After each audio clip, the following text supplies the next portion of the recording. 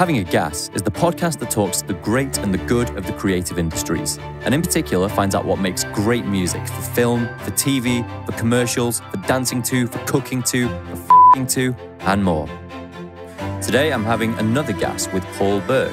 Paul was one of my favourite guests in the first series of Having a Gas, and we didn't get quite enough information about his illustrious career as a Soho DJ, so Paul chimed in January to tell me all about that. Shall I talk about being a DJ? Well, about what it's like being a DJ in the 80s and 90s and how this bit got me. It teaches you practically everything you need to know about consumer behaviour. What the hell does that mean? It does. I mean, you are, I suppose, as the DJ. I'm not talking about working as a DJ in clubs. I've done both. I've worked in clubs all over London, and I've also done the old weddings, bar mitzvahs, and 21st and that. Let me tell you, there is far more skill involved in the latter. Why is that? Is it because in the clubs they just take anything, or? Yeah, in the clubs they've gone out to dance. At the wedding, they've gone to a wedding, at which it wouldn't be unexpected for them to have a dance later, but you really have to work on them to get them going.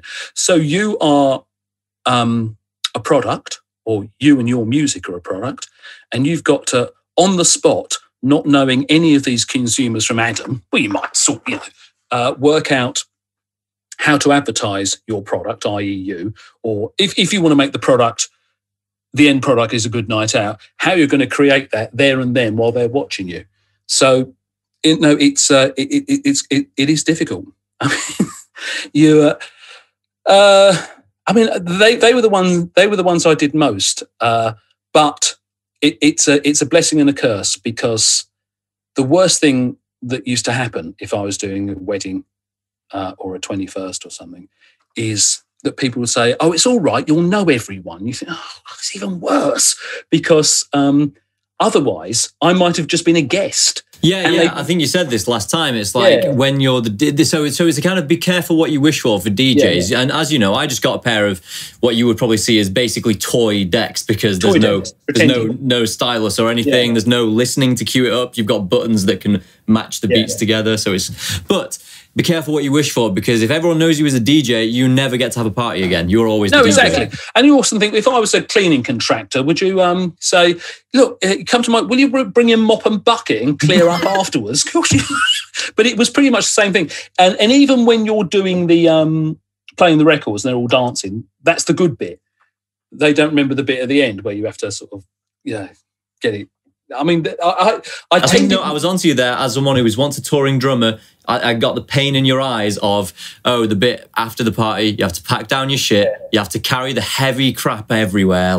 And did you notice people, when you arrived, would always help you in with the speakers and the records? They never used to help you out because they were pissed or they'd forgotten, My own band used to leave and go and have cigarettes and, chat to everyone while I was on the stage taking my cymbals off. And of course, they've only got one plug, the guitar. Yeah, it's literally that, done. I've forgotten that. Singer drops the mic, looks cool.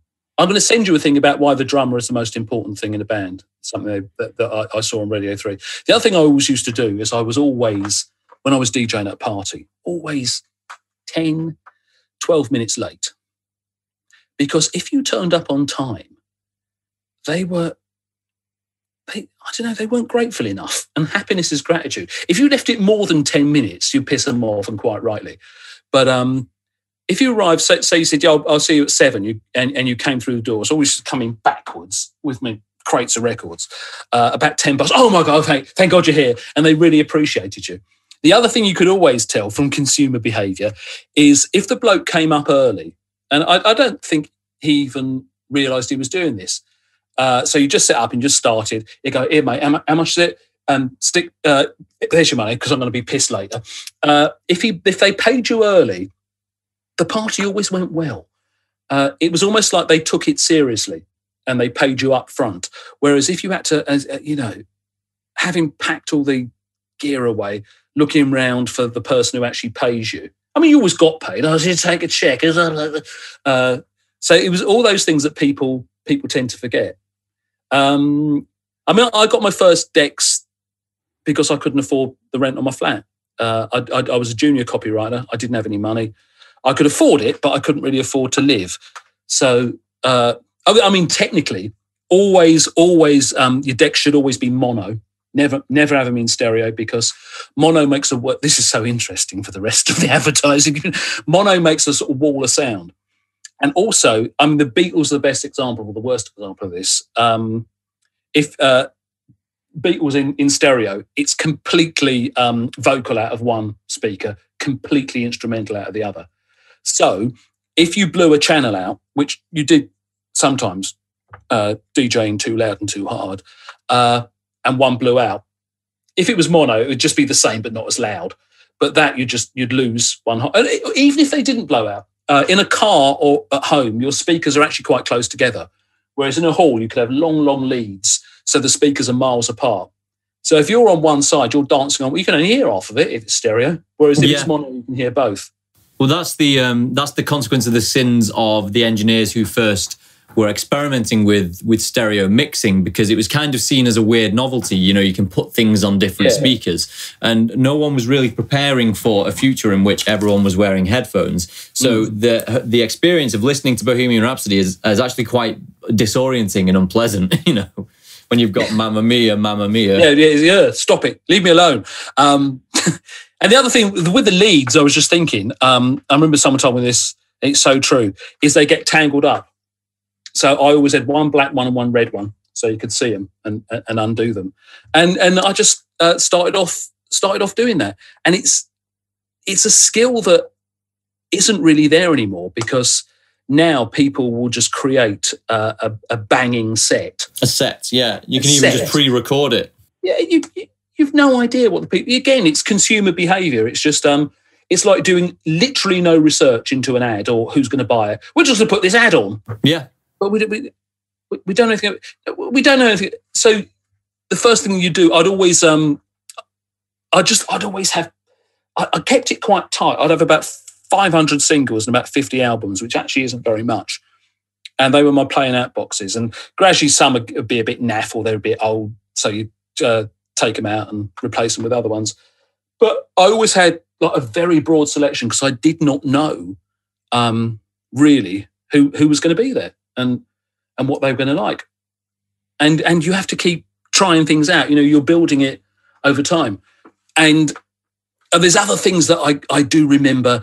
If you got to a place and it was usually the case, the bar was at the back of the hall or along the side. Yeah, fine, lovely. Very often the bar was in another room, and you were fucked because you'd stand there from 7 o'clock. They'd all be in the bar till about 11. They'd come piling out for a dance, all pissed, and then have a go at you because you had to finish at midnight. You know, that used to happen all the time. Is that feeding into your idea of why it eventually puts you off the human race and you have to hang your headphones? It does after a while. I mean, there were some good ones. There were so many good ones.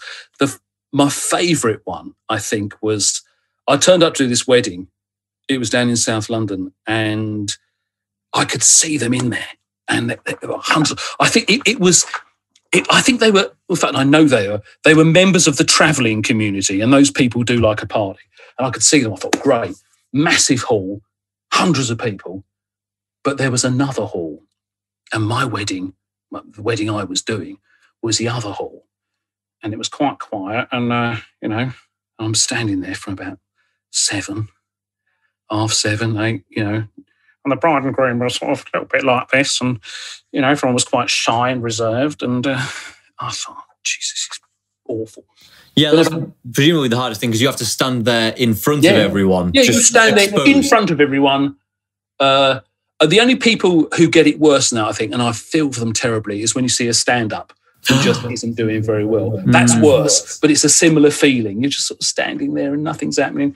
And the bride and groom. And your most popular request at weddings is, could you turn it down a bit, please? Because the other thing is, they sometimes have a point in that I'm there behind the decks and the speakers, I'm behind the speakers. Pointing that way, yeah. Yeah, and sometimes when you walk around, you think, bloody hell, it is loud. So can you turn it down a bit, please? And about 7:30, bloke comes running up the stairs. He goes, mate, this was before we had mobile phones. Mate, it's my brother's wedding downstairs. These are the gypsy family, the travelling family. DJ ain't turned up. And I said, okay, what? He goes, well, I've had an idea. Could you bring your wedding down to our wedding? And I went, well, I'd have to ask the bride and groom. So I went, look, went downstairs and of course they went, oh yes, all right then. So I said, ladies and gentlemen, we've got a little change of plan. We're going downstairs for one big wedding.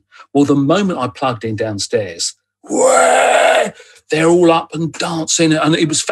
But the best thing of all, and they probably told people about this so many times, the actual bride and groom, whose names I can't remember, they had a fantastic wedding that they would never have had upstairs. Because they mixed it together. Yeah, I had them hoisted up and dancing around, and I'd put on, Grease Summer, Love It, and have them in the middle, and then do The Carnival Is Over, the Seekers at the end, and put them through, did all that. And the best man who got me up there was so drunk and so grateful. I can't imagine how much money he gave me, but I remember it was like a brick of notes, and it was all... It might as well have come out of a suitcase because it was all brand new, unused notes. That was, there were loads of those sort of things. Usually they were okay, but there was quite often criminals around. I remember I was DJing at a club, and I'm even now frightened to say the name of this notorious North London crime family. Let's just call them the Smiths. And I just got this thing. Bloke comes up to me and goes, Billy Smith wants to see you. And Billy Smith was like the worst of the Smith family. They weren't called the Smiths. Billy Smith was like, oh, cross, what have I... Goes, nothing to worry about, son. He's over in the corner, just wants a little word. So when the other DJ went on, I went down to see Billy Smith. He goes, really like the music you're playing. Wonder if you'd like to come work for us. Oh, my God, no. He goes, he says... we got this, he had this snooker club. I can't remember what it was called, something like, I don't know what it was called, Boomers or something. We got this snooker club, yeah, I know about your snooker club. He goes, we're going to turn it into a nightclub. It's going to be the classiest place in, and we want you to open it. And you think, shit. You can't get away. You can't get away from the Smith. Once, just give us your number, we'll be in touch. So I had to give the Smiths my number. And I was just shitting myself for a couple of weeks. And then I know it's an awful thing to say, but as luck would have it, somebody got shot dead at their snooker club and their license got revoked, and I never heard from that family again. But you have to be careful, particularly with the rave scene. I really got out of that because I didn't really get into it. If there's cash, drugs, and expensive equipment involved, these people aren't very far behind. But all this time I'm saying this, I'm working in advertising. So I was never that serious about being a DJ. It was always nothing more than a hobby to me, like people, because back then nobody really there was no such thing, unless you were Tony Blackburn and on the radio. There was no such thing really as a full-time DJ. Like the time when a DJ was like a boutique pursuit as opposed to now where, I went over to someone's house before the lockdown, and they were like, oh yeah, I've just got some DJ decks. I was like, well, you don't listen to music or even take it, I'm not claiming music. I'm just saying it's quite clearly not a part. It'd be like me getting a football kit. No, exactly. Yeah. Because it was a hobby, we've said this before, that you really had to pursue. You had to go and find, and expensive, and find the music. And sometimes, I didn't really do it that much. I wasn't really as into it as a lot of the more famous DJs because they want all the latest imports. And imports, 12-inch single was about a £5 30 odd years ago. It's a lot of money for one track. Do you think there's a big part of that experience that will not translate to people of my age and younger who, if you're not subscribed to some premium streaming service where you could get any music you want, you will go on YouTube and get any music you want? Yeah, even working in advertising, if we wanted some music, there was this brilliant place in Croydon called Beano's, and when we were at BMP DDB, we had an account there because they had the most, like thousands and thousands of singles, and that's what you had to do. You had to send a bike down to Beano's, and quite often you'd get it back and put it on the turntable. You think, actually, it's a bit shit. It's not as good as I remember it. But now you can just call it up. And in the same way, I mean, people, they could get really, like the old soul and hip-hop records that were cut in New York, the grooves were deeper. So there was a more vibration went through the stylus, so they sounded big. And 12-inch singles, it's just quite simply their grooves were further apart, so they sounded better. But again, on my mono decks, yeah, ultimately, yeah, I didn't really do much. It was just simply a hobby, you know. I mean, I loved it. I remember I used to work at a place called the Beetroot. That's the only time I had a residency, Friday night thing. And I called it Youth Club Disco because I wanted to recreate that atmosphere of just going to the disco. Yeah. Because most DJs back then, they were either really, really serious with the deep cut 12-inch imports and they were absolutely into it and it was their lives. Or it was a fat twat in a Hawaiian shirt going, "Aga, do." And most people wanted something in the middle. So I just used to do that. And I had a residency in this club. And there was this guy, we used to do hen nights. And this guy used to come in. And he was a mild-mannered accountant. And he came from Rayners Lane. I always remember, it was between Harrow and Pinner out on the Met Line. Very nice bloke. And he sort of spoke like this. And he had the most massive penis. But it was so wasted on him. Because, and the first time he came, he goes, and they said, Dr. Dong is coming in. I was expecting some sort of muscly, hello. And he wore a white coat and then he'd slip his pants down. He's gigantic. It was just like, to him, and I suppose that's all it is. It's just like having a big nose or being tall. It was enormous. And he just used to, he goes, I just swing it round a bit and dance around. I suppose looking at it was quite sad. And then he'd just go home to his wife and kids, you know. Dr. Dong. That's mad. You say that was an accountant? Yeah, he worked in, because he used to meet all sorts of people in the West End. I mean, the other thing I used to do, to my shame, is I used to do what was called gentlemen's evenings. And they were disgusting. Where was they that? were always people in suits. They were sort of surveyors or accountants and that. And they'd have a gentleman's evening. And I'd just play the records in this club. And they'd have a blue comic. You don't have anyone. A blue comic just telling filthy jokes. And then they'd have strippers. And they weren't even strippers. They were prostitutes.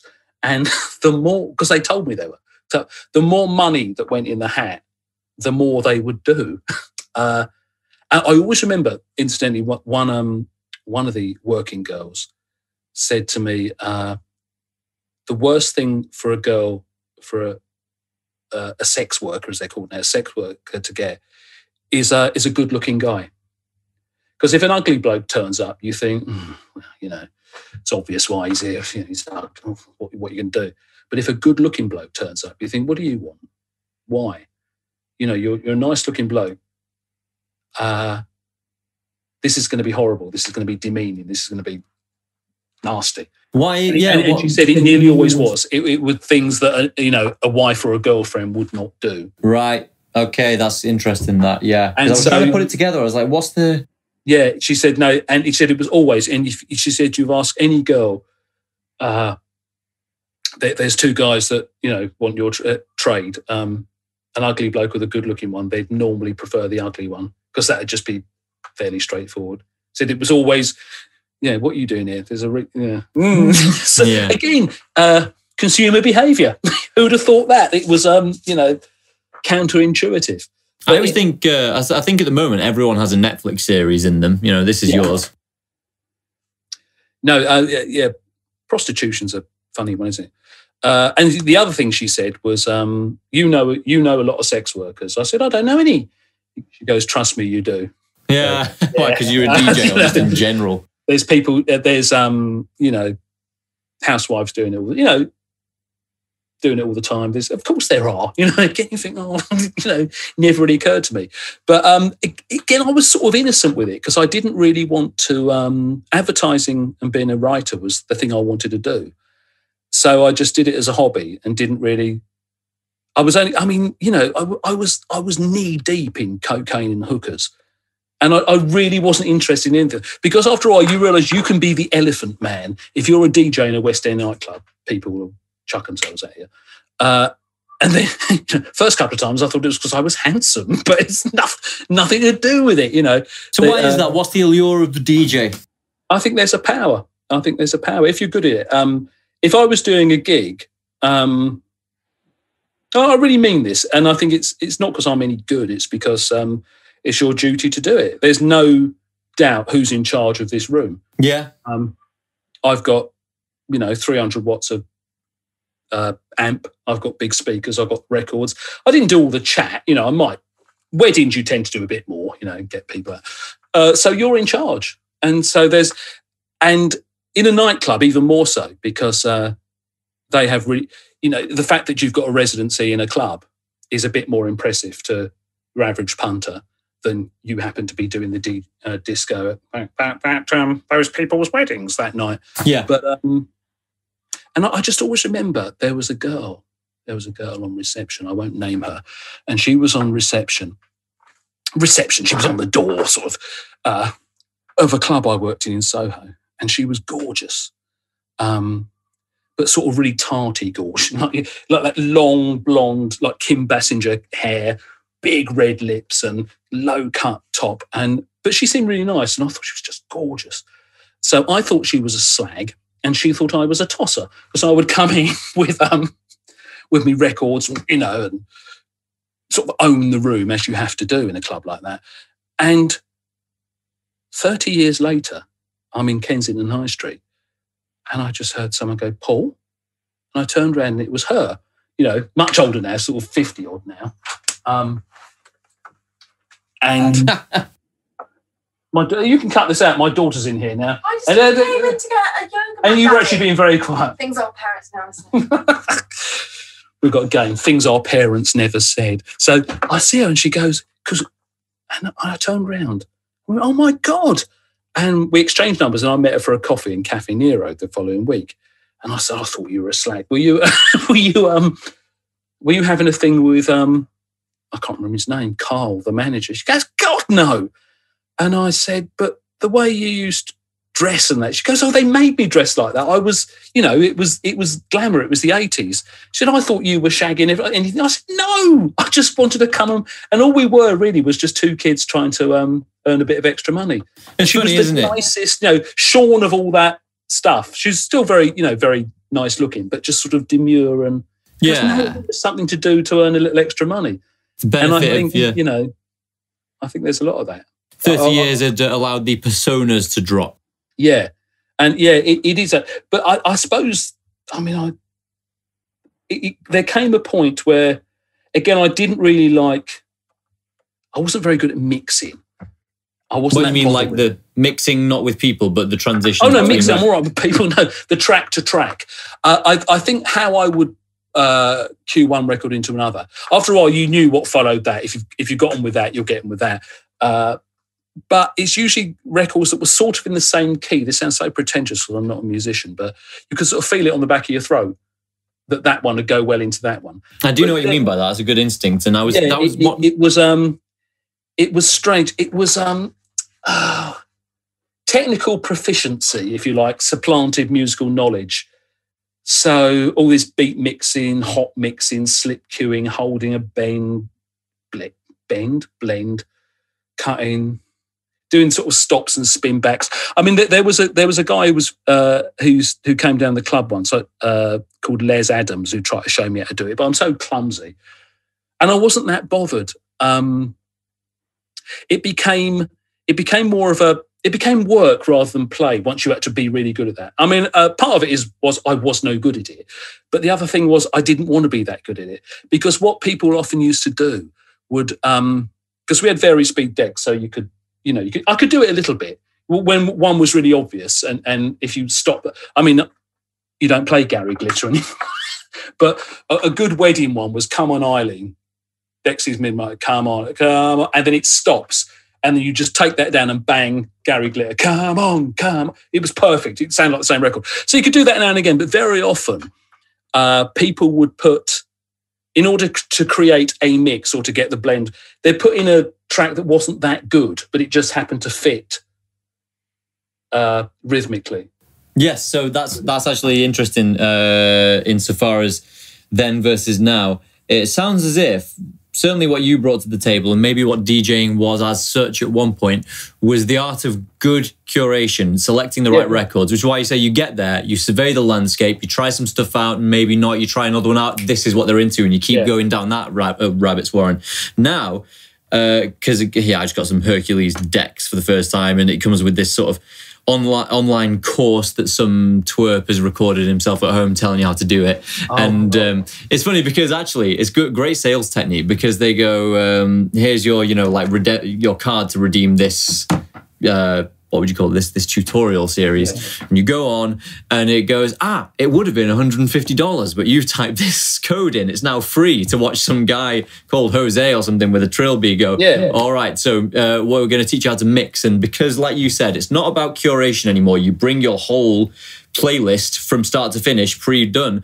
Everything, it's as if it's all about getting that perfect mix and getting those beats to be perfect. It's a skill, and it's slightly, it's very skillful. And I'm not saying if it's, there's some people who do it brilliant. There was a DJ back in the day called Froggy, and Froggy sort of pioneered that sort of stuff, and he was just brilliant at it. And there's another guy called DJ Harvey. I'd go and see people to see what they were doing. Chris Hill was another. Chris Hill was a brilliant showman. And Norman Jay. Norman Jay was a curator more than a mixer. He's still going. He used to have a thing called Shake and Finger Pop, and I used to go out and enjoy it. And because I enjoyed it so much, that's how I got into doing it. But no, the mixing thing and the sort of acid house scene. Apparently, because I don't take drugs, apparently I'd have really enjoyed it if I took pills. But I wasn't that bothered with it. So. No, it was about. There's one time there was this sort of very 80s cocktail bar that had a really good sound system. I can't remember what it was called. It was over in Harrow. And on a Sunday night, they had a really good soul session, and the DJ was there, and it was all the latest, stuff. And I thought, I haven't got this. And I took a real chance. And I thought, everyone's rammed in there anyway. They can't really dance. You couldn't dance. You weren't supposed to. He was just providing the music, and it was all the best, the latest import soul stuff. And I thought, I can't compete with this. And I was supposed to be there for 2 weeks, and I had, I just brought a load of novelty records. Not all of them. I saw a mouse where there on the stair. And Tom Jones, before he was, It's Not Unusual. And I thought, I'm going to do this. And I thought, I'm either going to get booed off and lynched, or they're going to love it. This was pre-karaoke, and they loved it. And after that, I think he had to go out and buy Engelbert Humperdinck's greatest hits and Tom Jones and all those sorts of records. Sometimes you... The nicest... The time I really enjoyed it was when record shops, just peak record shop in the 90s, there was the Virgin Megastore in Oxford Street, which was gigantic, and I had to sit in there for a couple of weeks. And it was honestly the best job in it. Can you imagine this? First of all, first half hour, you go around the Virgin Megastore and take any CD you want, pile them all up, and just play them. And what a lot of them did, because they wanted to be professional DJs, and I didn't. They'd play the top 40. There was a guy called Danny Pietroni, and Danny Pietroni was very, very professional. And he ended up on Heart, I think he did. Whereas I thought, they've got every CD in the world here. Why don't I just play some interesting stuff and just say, and this is from a compilation called blah, blah, blah. And there was a lovely guy called Jiff. He was a Kiwi, and Jiff would be dancing in the aisles with when I used to play.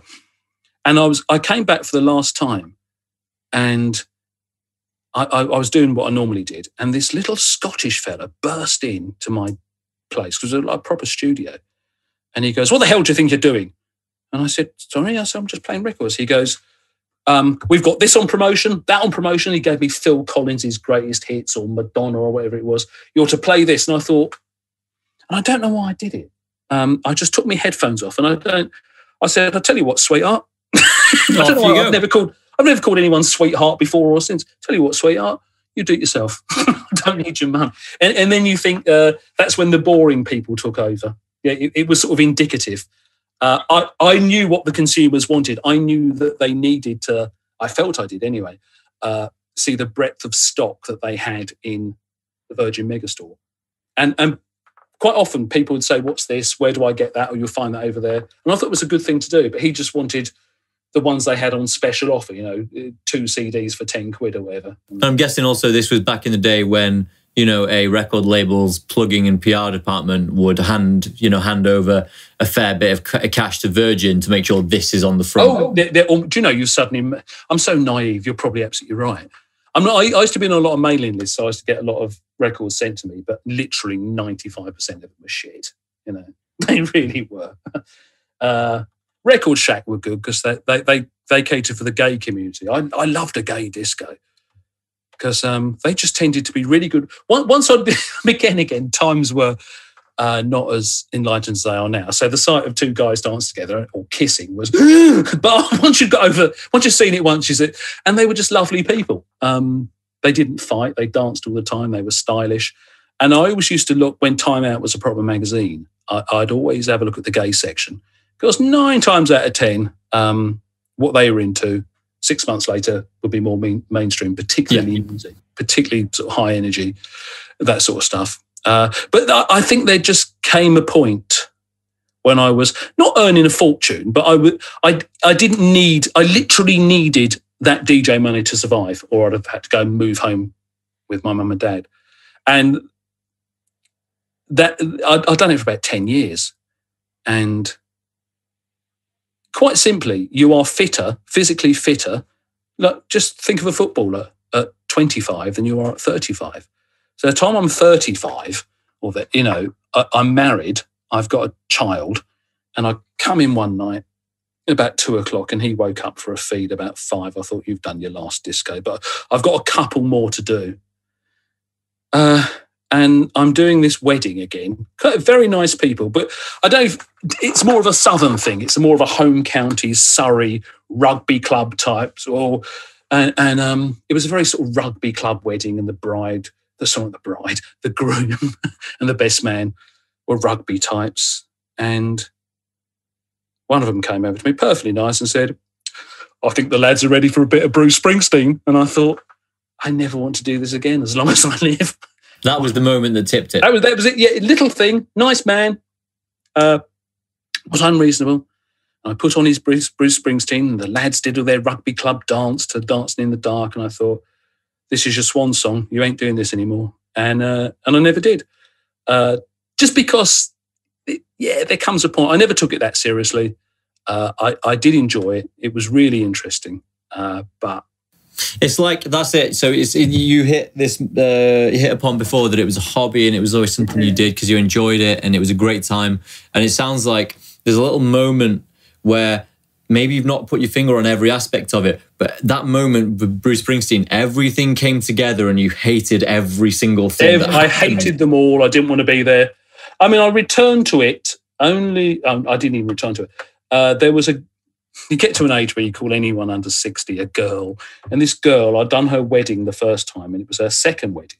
And she said, would you do that? I said, I haven't got the gear anymore because I hadn't. The decks had just become too big. And I wish I'd kept them, actually. They weren't hugely expensive.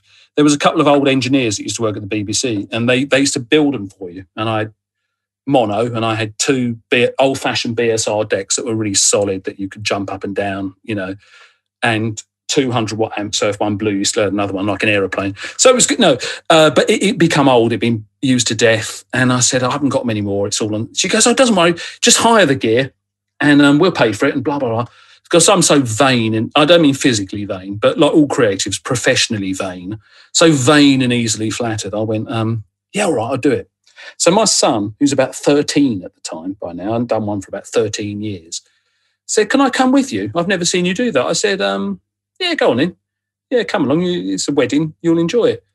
Good job he came with me because I had lights, these big lights on my deck and 12-inch singles. I could virtually do it with my eyes closed. They were big labels. I could just see it. I couldn't see anything. Say it was Michael Jackson Thriller. I'd go, Jack, can you find Thriller on there? And he'd find it and he'd put it on and cue it up because, kids can just do that.